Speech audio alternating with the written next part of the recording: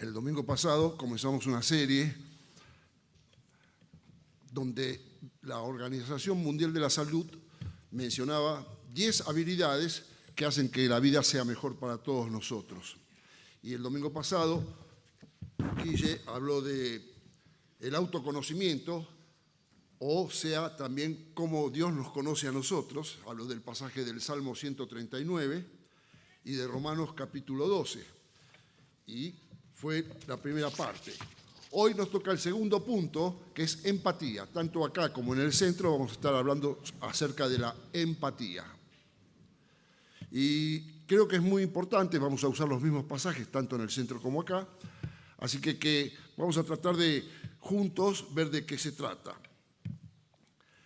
El COVID nos aisló a muchos y realmente fue bastante perjudicial. De hecho, el COVID hizo que no tuviéramos contacto con la iglesia, que no tuviéramos contacto con nuestras familias, que no tuviéramos contacto con las instituciones educativas. Es decir, que el COVID realmente nos llevó a una circunstancia de miedo, de aislamiento, de soledad, donde contemplábamos a los demás como una fuente probable de problemas cuando alguien venía cerca. Teníamos tantos escrúpulos para lavarnos las manos, desinfectarnos las suelas y un montón de cosas que llevaron a que las cosas no sean adecuadas. Y ese aislamiento también lo vivimos actualmente, no solo por el COVID, lo vivimos porque estamos aislados, porque la delincuencia nos robó la calle.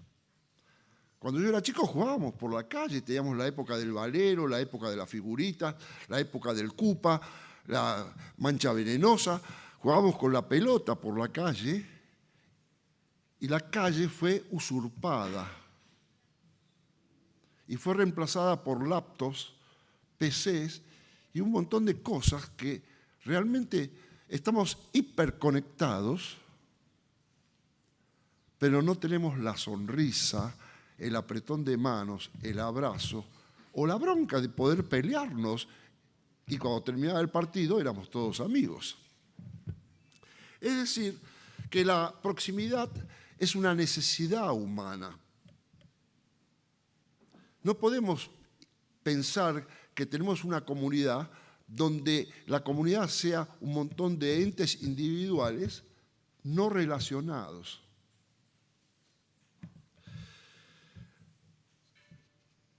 Buscar las soluciones a esto creo que es lo más importante que podemos hacer.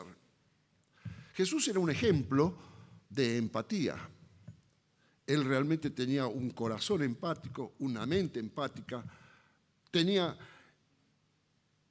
una experiencia compartida donde no le importaba quién eras, no le importa quién sos. Ahora, cuando te conoce, no te va a dejar tal cual sos. Vas a ir creciendo en Cristo. Por eso que es necesario que, imitándolo a Él, podamos tener empatía, la capacidad de colocarnos donde está el prójimo.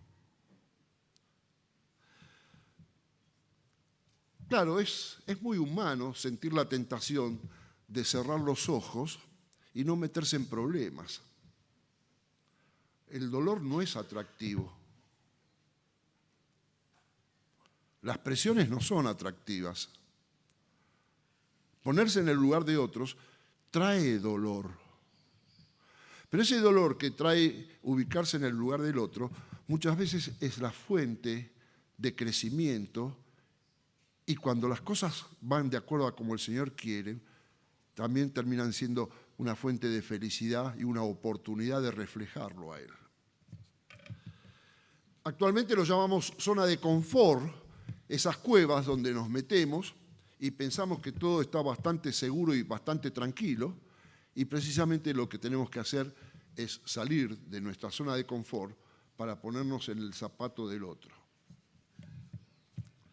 No ser capaz de salir de nuestra zona de confort es un signo de pobreza, de debilidad intelectual, es negar la existencia del otro y empezamos a ver que nuestra relación con los demás es como si fuera un portafolios, un caramelo, un farol o cualquier cosa material. Y el término para salirse de eso es la empatía, y es un término que viene del siglo XVII. El que la definía, Alfred Adler, decía: mira con los ojos de otros, escuchá con los oídos de otros y siente con el corazón de otro. Y pensá con el cerebro del otro, yo le agregaría a eso.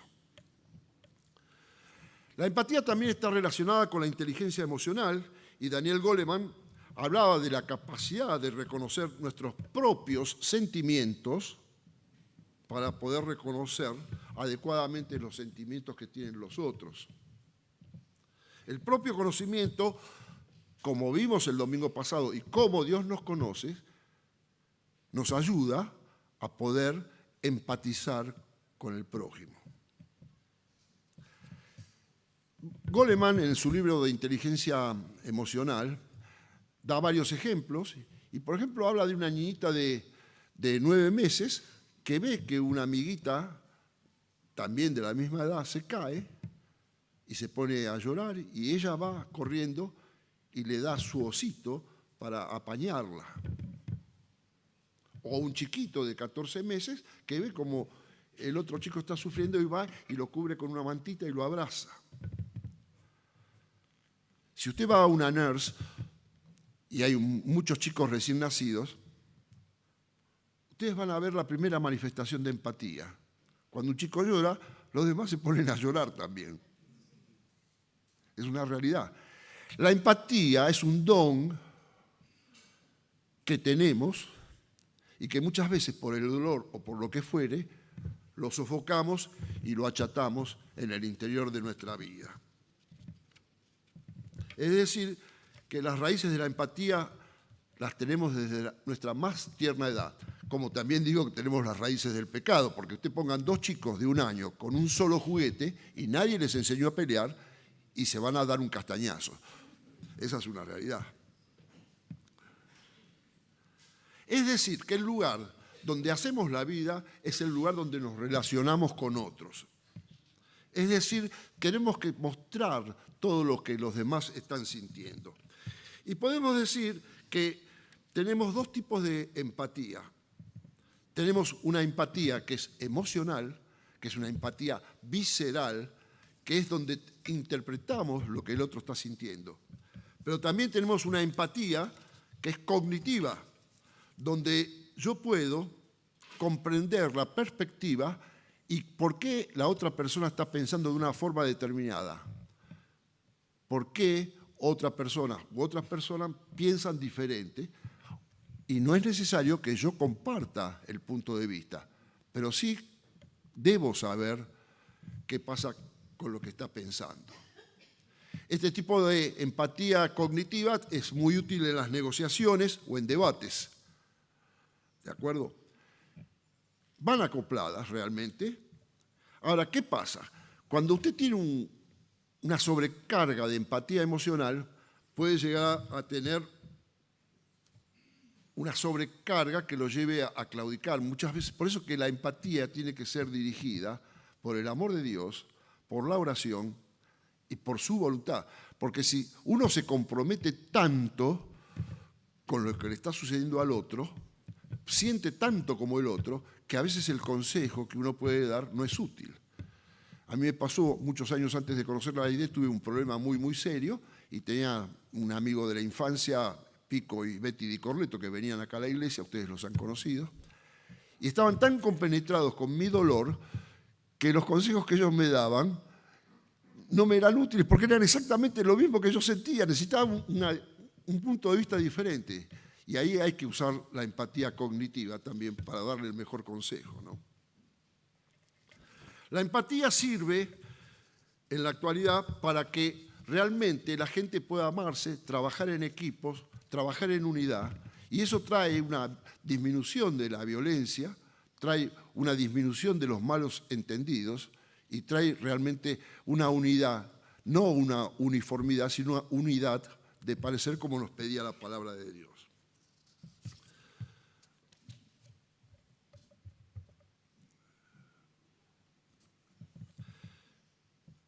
Dice el autor, cuando servimos con empatía y amor, aumenta nuestra capacidad de crear unidad y sentido de pertenencia y de llevar a otras personas a Cristo. También llegamos a otras personas, llegamos a ver nuestro servicio, pero es importante que lo viéramos no como si estuviéramos tendiendo la mano hacia abajo, sino que tenemos que verlo como que estamos abrazando a alguien con el amor de Dios. La cruz, ya lo dije anteriormente, tiene un madero vertical que nos une con Dios y tiene un madero horizontal que es el que me permite abrazar al hermano.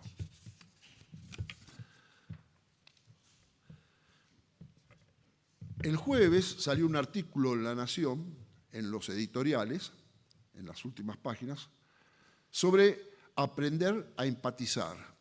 Muy interesante. Y habla de algunas experiencias, sobre todo de Dinamarca, donde todas las tareas escolares, el 60% de las tareas se hacen en equipo, empatizando, enseñándoles a empatizar a los jóvenes. Jóvenes de entre los 6 y los 16 años. Y lo que se ha visto a raíz de enseñar a empatizar es que tienen la tasa más baja del mundo de bullying. Tienen menos del 7%. Entonces pueden ver el artículo completo en La Nación del jueves 11 de septiembre.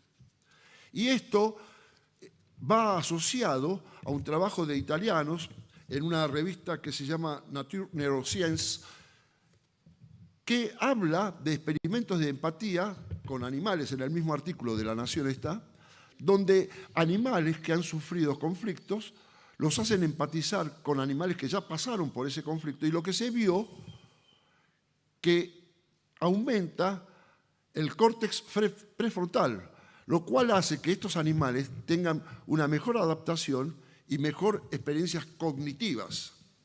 Muy interesante, y realmente creo que vale la pena, que se está implementando ahora en la Argentina también, a poder empatizar y trabajar en equipo en los diferentes colegios, sacando de lado lo que pasó en Mendoza esta semana, ¿no?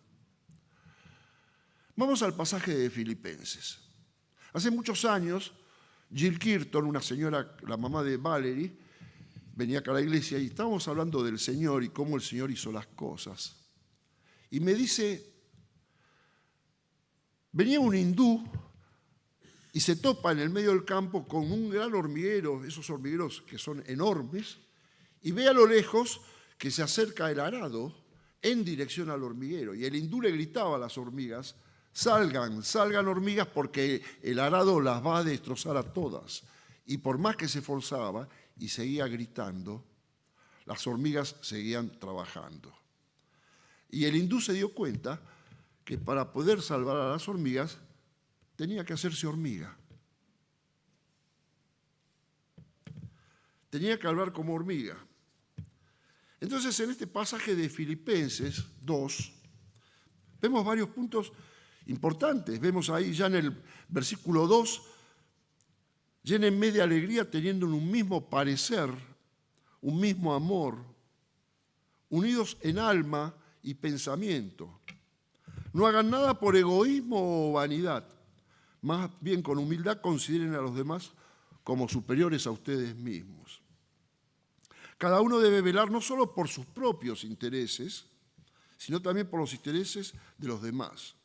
Es decir, que Pablo está promoviendo la unidad de pensamiento y de sentimientos en humildad, movidos por el amor de Dios, con una unidad de propósito y generosidad contrapuestos al egoísmo, a la apatía o al miedo.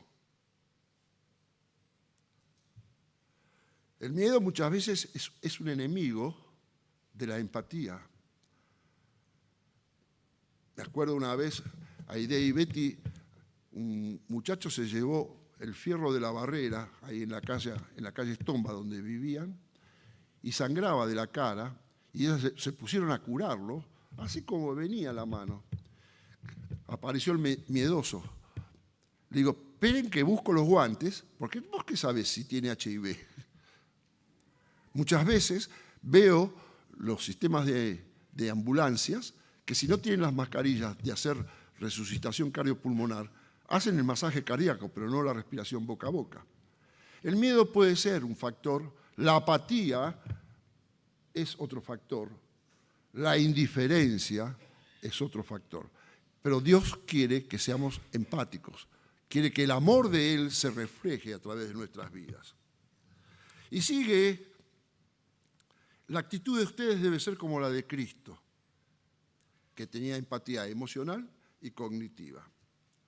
Y sigue el autor y no entra a discutir la naturaleza divina de Dios, de Jesús, que realmente la tiene, ni contraponerla con su naturaleza humana.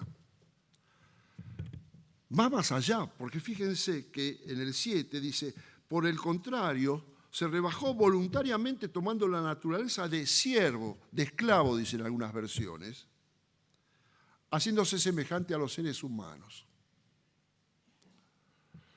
Es decir, que la infinita majestad de Dios bajó y se hizo esclavo. ¿Para qué? Para oír como oímos nosotros, para ver como vemos nosotros. Job le dice, 10.4, Job 10.4 le dice, ¿cómo? ¿No tenés ojos para ver lo que nos está pasando? Sí. Bueno, acá Jesús viene y dice, sí, tengo ojos para verte.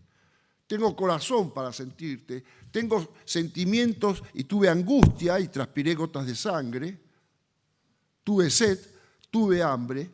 Y Jesús se hizo 100% esclavo, hombre, siendo 100% Dios. El primer Adán, cuando la serpiente viene, no es cierto que morirán, ustedes serán como Dios. Y compró. Pero vino el segundo Adán y le dice, Padre, no me voy a subir a tu trono, vine para hacer tu voluntad. Hebreos 17 creo que es, sí, es 17.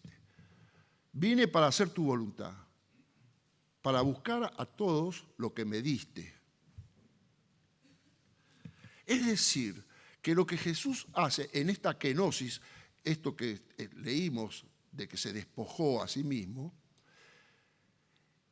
el abismo es mucho mayor entre la suprema divinidad y el esclavo que entre el hindú y la hormiga. Lo del hindú y la hormiga es muy sencillito, aunque ilustrativo. Por eso Dios lo exaltó y le otorgó el nombre que está sobre todo nombre. ¿Qué nombre le dio? Jesús, que quiere decir Dios salva. Realmente Jesús es el Rey eterno de gloria. Vamos al pasaje de Éxodo. Interesante, tiene un pasaje muy similar cuando ustedes ven el capítulo 19 de Levítico. Es una bisagra en el libro de Levítico, vale la pena leerlo. Y vemos la empatía como una justicia bíblica. Éxodo 23 son 3 capítulos después de los 10 mandamientos, Éxodo 20, ¿sí? Y empieza dándole algunas normas acerca del 9º mandamiento de no levantar falso testimonio. Realmente es una perversidad dar falso testimonio, pero también es una perversidad cuando en nuestra conversación alguien puede ser herido, calumniado o menoscabado. La murmuración. Hace muchos años en la iglesia hablábamos que los 2 más grandes peligros son la indiferencia, no tenés empatía, y la murmuración. Es más, en la época del Éxodo, cuando había un tribunal que se reunía, los jóvenes eran los que hablaban primero para no estar influenciados en lo que decían por la superioridad de los adultos que podían influenciar en su decisión o en su pensamiento. Versículo 4. Si encontrás un toro o un asno perdido, devuélvelo aunque sea de tu enemigo. ¿Cómo? Jesús le dice en el Sermón del Monte, ¿sí? Le dice a los discípulos, ustedes han oído que se dijo, ama a tu prójimo y odia a tu enemigo. Pero yo les digo, amen a sus enemigos y oren por quienes los persiguen.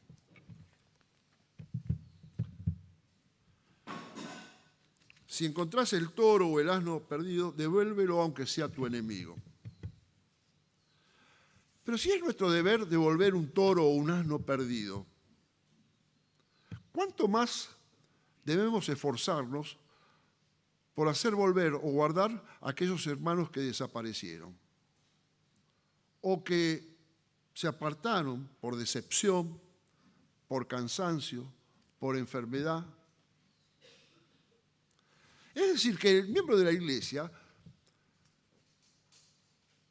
¿a quién uno con quién? Cada miembro está articulado y formando un cuerpo. Versículo 5. Si ves un asno caído bajo el peso de su carga, no lo dejes así, ayúdalo, aunque sea de tu enemigo. Si debemos hacer un favor a un enemigo, ¿cuánto más tenemos que hacerle el favor a un amigo? O a un miembro de la iglesia, o a un hermano. Si lo ayudamos a levantar al asno o al toro del enemigo, cuando ves caído al otro, con más motivo para ayudarlo. El Espíritu Santo, el amor del Padre y la oración ferviente de todos va a hacer que podamos levantar a aquellos que caen o que están sufriendo un mal momento. Tenemos que empatizar con los necesitados, con los jubilados, con los discapacitados y con toda persona que está pasando por un mal momento. En el versículo 8 dice, no aceptes sobornos porque nubla la vista y tuerce las palabras de los justos. Y muchas veces yo soy sobornado por la zona de confort en la que vivo, donde no quiero preocuparme por lo que está ocurriendo y que me puede llegar a producir dolor. Hace muchos años hubo un seminario sobre coinonía y ayuda cristiana y apareció Cristo y les dijo que el gran secreto era comodidad. ¿Cómo? Sí, Jesús les dijo comodidad. Comodidad. Nos dio todo. Pensó, se emocionó, sufrió, tuvo hambre, tuvo sed. En todo identificado, empatizado con nosotros, menos en el pecado. Así que demos la gloria a Dios por todo lo que nos enseña y recuperemos aquella empatía que por ahí involuntariamente hemos perdido. Oremos. Gracias, Señor, porque tú eres Dios. Gracias por cada cosa que tú eres y lo que has hecho, haces y harás. Y gracias, Señor, porque sabemos que tu amor, tu Espíritu Santo, el poder reflejar a Cristo, Señor, va a ser para tu honra y tu gloria.